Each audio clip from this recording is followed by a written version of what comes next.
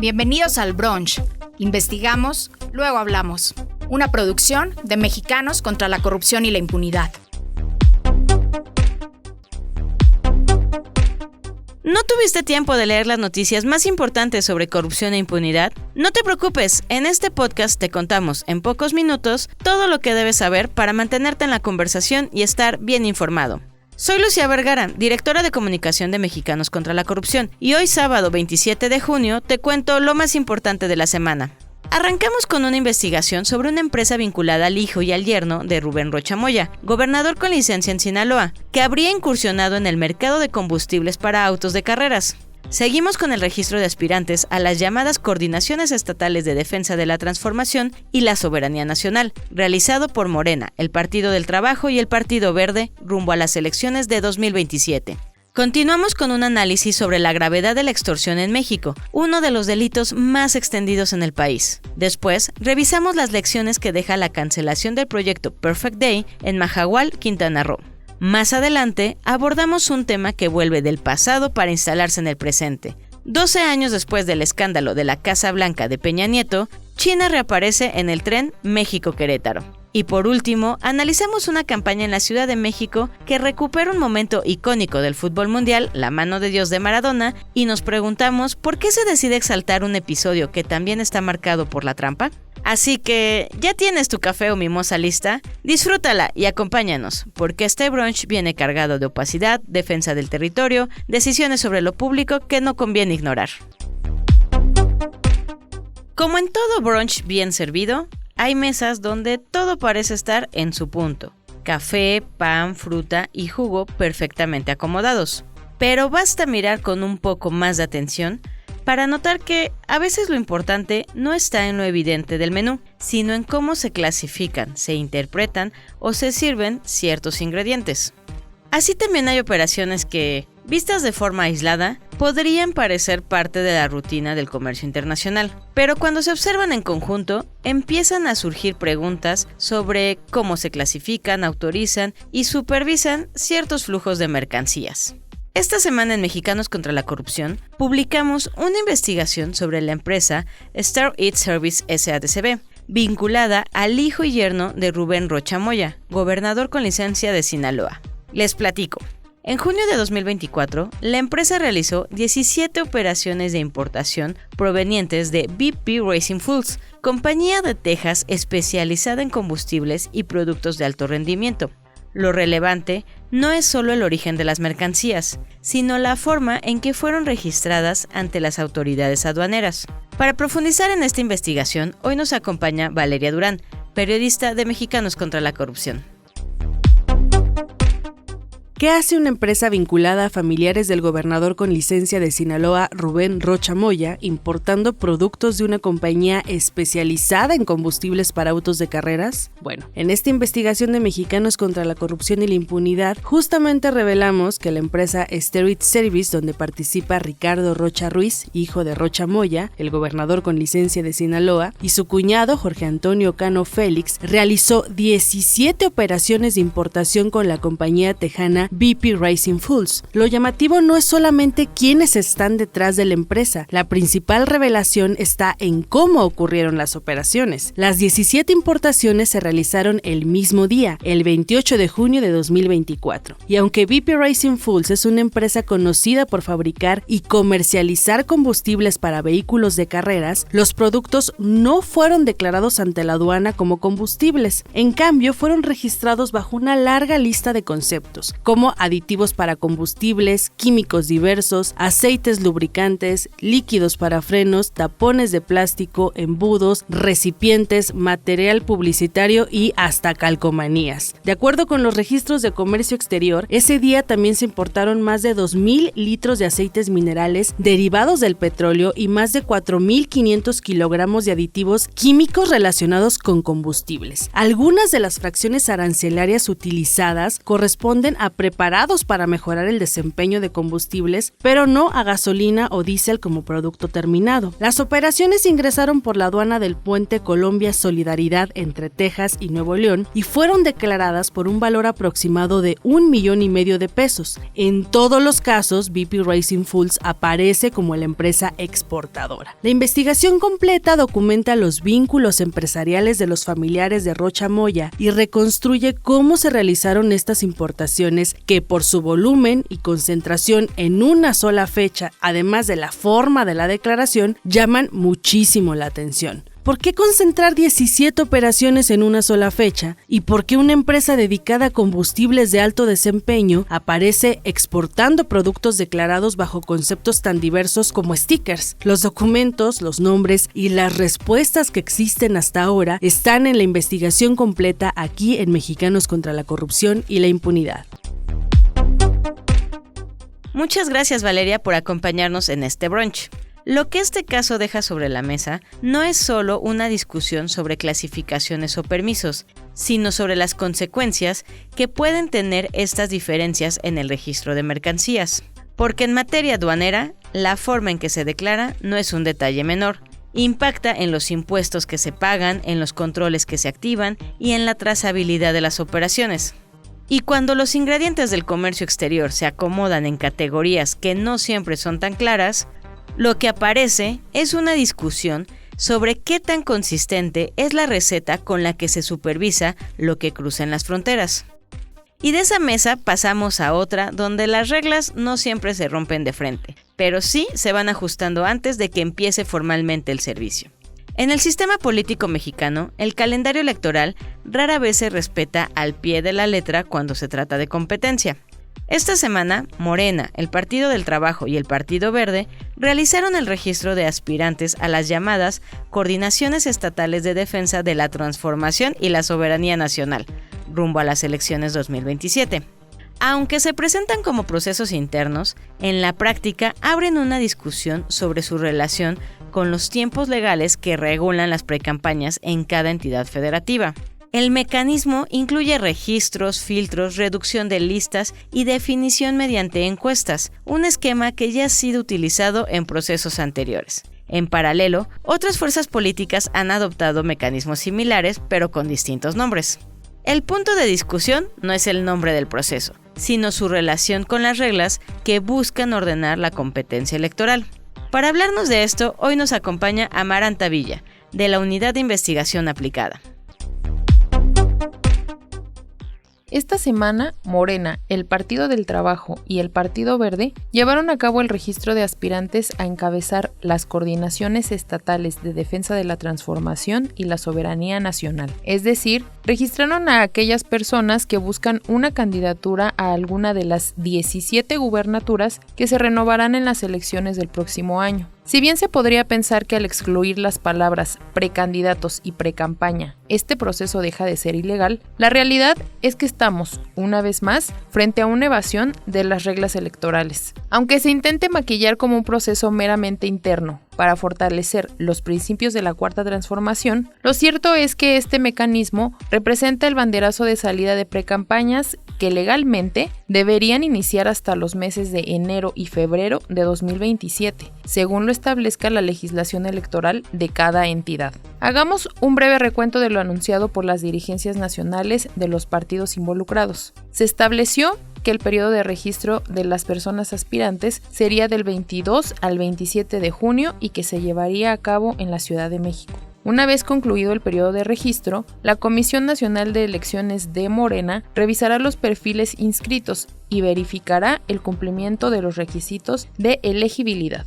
En caso de que exista un número elevado de aspirantes, el partido podrá realizar sondeos previos para reducir la lista a un máximo de 6 perfiles por entidad. La definición final se realizará mediante encuestas y estudios de opinión, un mecanismo que Morena ya utilizó para seleccionar a sus principales candidatos desde 2021. En caso de ser necesario, se aplicarán encuestas espejo. Él o la mejor posicionada en las encuestas será quien coordine estos comités. Morena puso como límite de este proceso el 31 de diciembre de este año.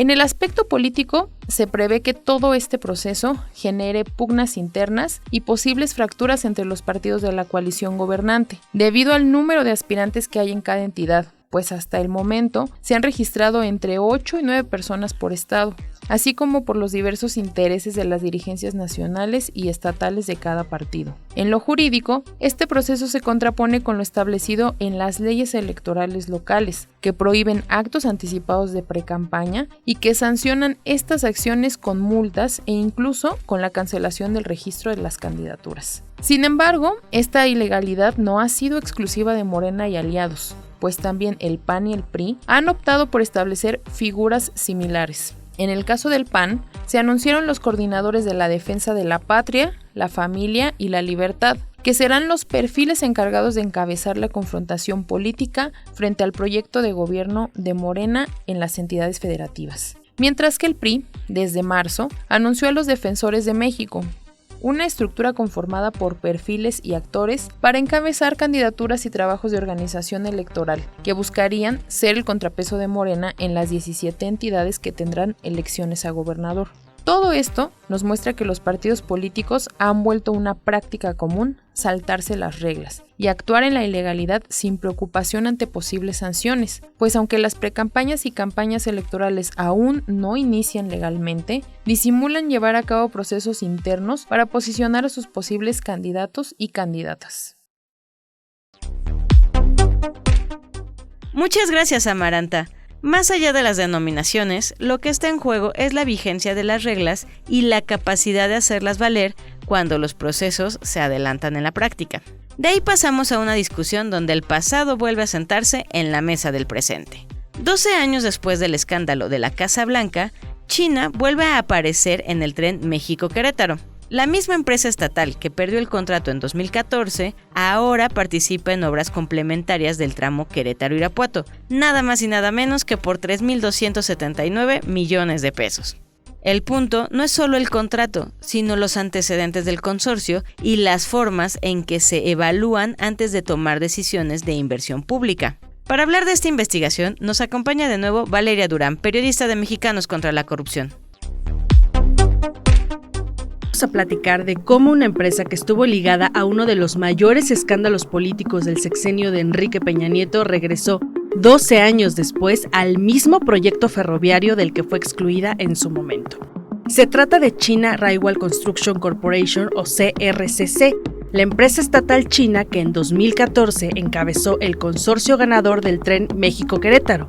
Ese contrato fue cancelado apenas unos días después, cuando estalló el escándalo de la llamada Casa Blanca, que exhibió los vínculos entre el entonces presidente Enrique Peña Nieto y Grupo IGA, una de las empresas que participaba en ese proyecto. Lo que encontramos es que CRCC volvió al tren de Querétaro, pero ahora por una vía distinta, a través de su subsidiaria China Civil Engineer Construction Corporation y de 5 empresas de Aldesa, una constructora española que fue adquirida casi en su totalidad por el corporativo chino.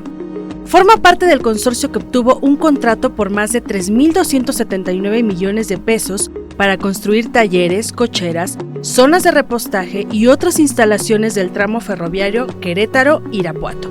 Además de documentar esta reaparición, revisamos el historial internacional de la compañía y encontramos que organismos como el Banco Mundial y el Banco Europeo de Inversiones han sancionado o investigado a empresas del grupo CRCC por irregularidades en procesos de contrataciones públicas.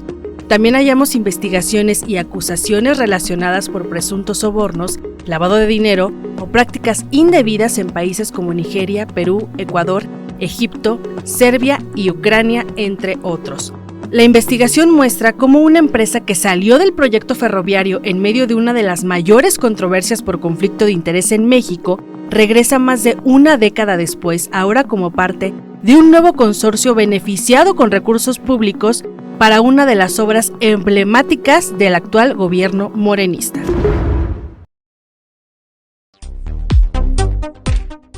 Muchas gracias, Valeria. Seguimos a otro nivel donde la conversación ya no es simbólica, sino directamente sobre las responsabilidades públicas. La extorsión se ha convertido en uno de los delitos más extendidos en México y atraviesa distintos niveles de la vida pública, afecta a ciudadanos, empresas, autoridades y hasta el gobierno. El problema se agrava por la baja de denuncia, el miedo a represalias y la limitada eficacia del sistema de justicia. En la Ciudad de México se estiman cientos de miles de casos al año, pero solo una pequeña parte llega a sentencia.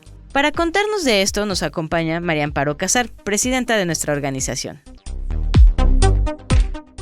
Hoy vengo a contarles sobre uno de los delitos más frecuentes en nuestro México, que es el de la extorsión. La extorsión tiene un nombre muy elegante, pero no es otra cosa que la utilización de la violencia, la intimidación o la coerción, o sea, obligarte a, por parte de un sujeto o un grupo de personas para obligarte a actuar, dejar de actuar o entregar bienes con el propósito de obtener un beneficio, normalmente económico, que es ilícito. Unos más, otros menos en México. Todos vivimos bajo la amenaza de la extorsión. Normalmente nos dividimos entre los extorsionados y los extorsionadores, pero hay veces que nos ponemos las dos cachuchas o hay sectores que se ponen las dos cachuchas. A veces extorsionan y a veces son extorsionados. Y esto nos pasa a todos, a los ciudadanos, a los políticos, a los empresarios y, aunque usted no lo crea, hasta el gobierno. Pareciera que solamente se salvan los del crimen organizado. A un político se le amenaza con revelar un acto de corrupción si no paga X cantidad de dinero. A un comerciante de cualquier giro y de cualquier tamaño se le obliga a pagar una cantidad de dinero o derecho de piso, so pena de que le cierren su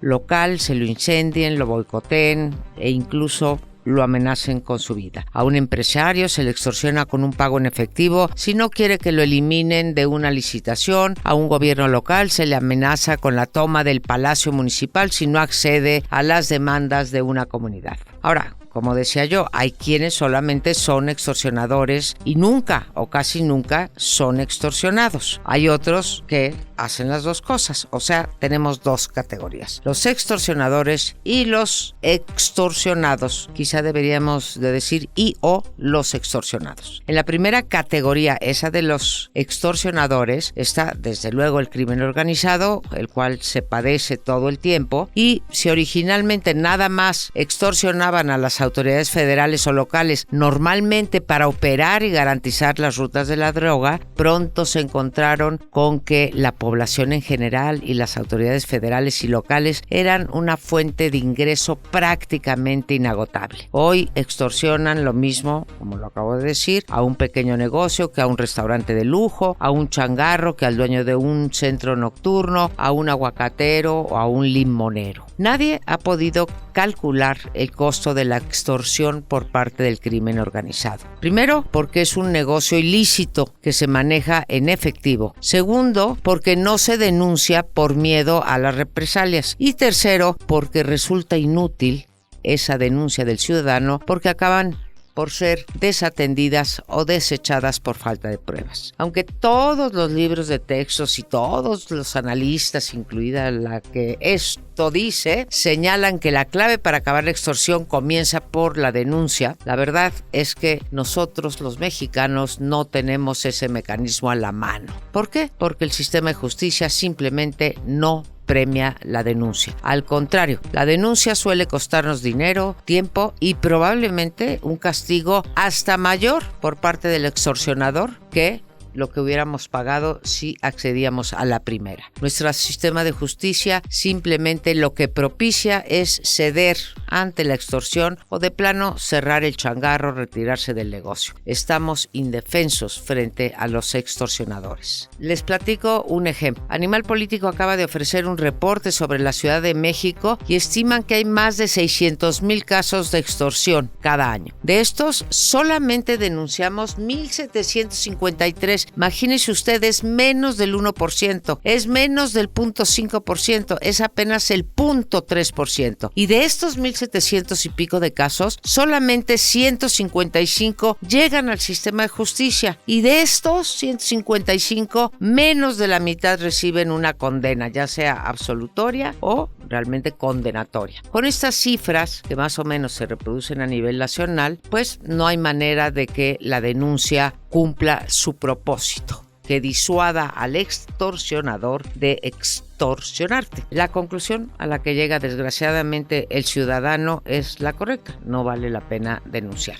Por eso, no hay que sorprenderse si les digo que aún con cifras oficiales, durante la última década la extorsión ha aumentado 60%. Cada año tenemos más personas extorsionadas. Vamos a la segunda categoría: aquellos que extorsionan pero que también son extorsionados. Y en esta categoría, aunque usted no lo crea, entran predominantemente las autoridades de todos los niveles y de todos los órganos de gobierno. Y vamos a otro ejemplo. El índice de extorsión de la Coparmex reporta que este delito no solo se ha elevado 60, sino 70% para los pequeños y medianos empresarios. Pero lo más sorprendente es que uno tendería a pensar que esto son extorsiones que provienen del crimen organizado. Pero, y leo textualmente, la autoridad, dice la Coparmex, la autoridad, quiero subrayarlo, se convierte muchas veces en el principal extorsionador de las empresas. Lo mismo le pasa a los empresarios si les preguntas de su relación con el SAT. En no pocas ocasiones, pues sus funcionarios exigen dinero a cambio de condonar impuestos, de agilizar trámites o,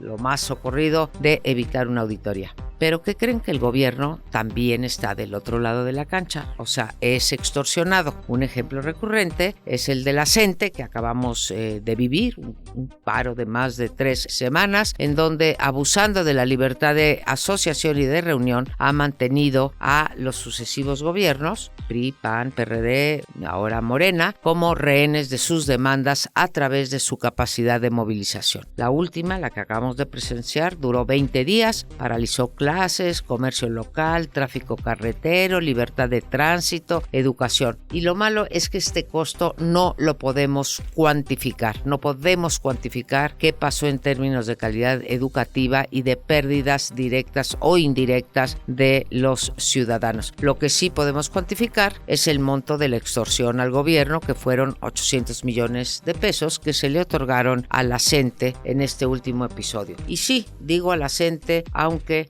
se nos ha dicho que no es para la CENTE, sino para la mejora educativa. Miren, yo creo en el derecho de asociación y de reunión. Para mí es un derecho inalienable. Nadie quiere que desaparezca porque es un pilar fundamental de la democracia. Pero como todo derecho, pues tiene sus límites en México y en las democracias más avanzadas. Y algunos de esos límites son la defensa del orden, la prevención del delito o la protección de los derechos y libertades ajenas. Todos estos delitos los cometió la CENTE. Nadie pide la represión, desde luego que no, pero entre los extremos indeseables de la represión y el ceder al chantaje, el gobierno tendría muchas alternativas. La pregunta es, ¿por qué el gobierno se deja extorsionar?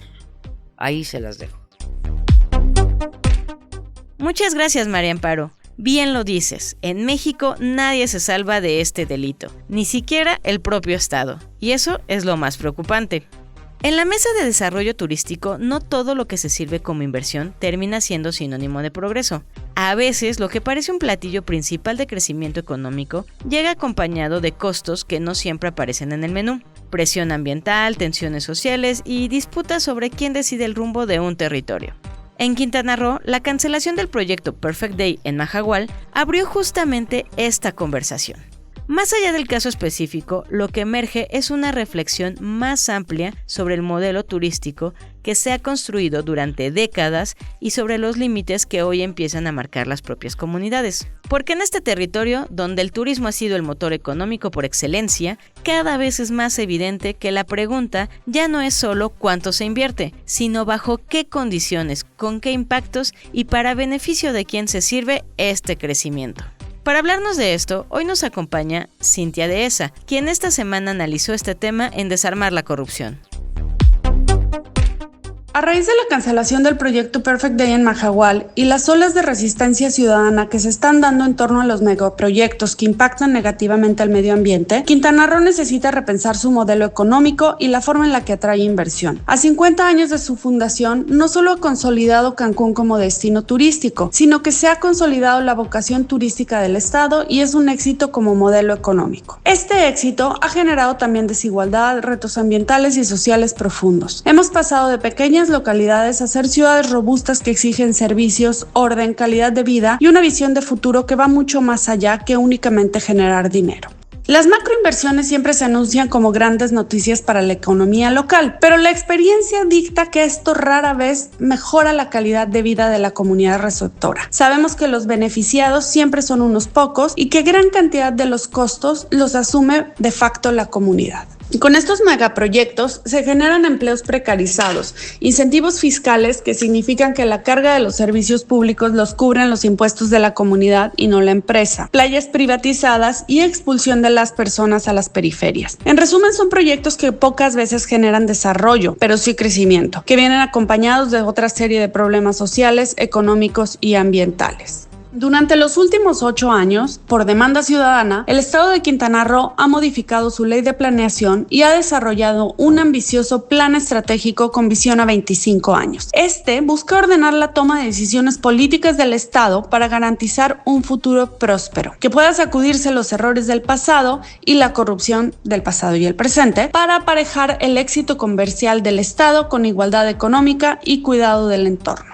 Algunos sectores empresariales sostienen que la cancelación de Perfect Day representa una falta de certeza jurídica, cuando en realidad constituyen uno de los pocos casos en los que se observa la aplicación efectiva de la ley en materia de ordenamiento territorial. Solamente que, en este caso, se benefició la comunidad y no a quienes pueden comprar la justicia. Quienes están acostumbrados a que la corrupción facilite hacer cualquier cosa, resienten que se haya impuesto el bienestar común sobre el interés privado. La certeza jurídica no se debilita cuando se rechazan proyectos mal estructurados. Por el contrario, se fortalece cuando se aplica el marco normativo de forma consistente. Los 12 destinos turísticos del estado ya no son solo destinos, sino ciudades con comunidades vivas y necesidades complejas. Quienes se movilizaron en contra del proyecto Perfect Day son personas que entienden perfectamente que el valor de su tierra y mar es mucho más importante que una inversión que trae precarización laboral, exclusión y que le cuesta a la comunidad carísimo en recursos naturales. Quintana Roo no vende turismo, vende naturaleza. El futuro del estado está en proteger una vocación económica que no se puede reubicar. El estado líder en turismo debe convertirse en el líder de la acción climática, en el líder del combate contra la corrupción que impacta negativamente sus riquezas naturales y en el líder del desarrollo sostenible real. El reto ya no consiste únicamente en atraer inversión, sino en garantizar que esa inversión contribuya a construir un modelo de desarrollo sostenible, inclusivo y resiliente. Muchas gracias, Cintia. Es claro que estamos viviendo un cambio de paradigma en el que los habitantes originarios ya no están dispuestos a sacrificar su ecosistema bajo el supuesto desarrollo. Y hay decisiones culturales que dicen tanto de una sociedad como sus propias políticas públicas. Hace 40 años, Diego Armando Maradona marcó 2 goles en el Estadio Azteca que siguen generando debate, uno asociado a la genialidad y otro a la polémica. Hoy, una campaña pública decidió recuperar precisamente ese segundo episodio como parte de su narrativa en el espacio público de la Ciudad de México.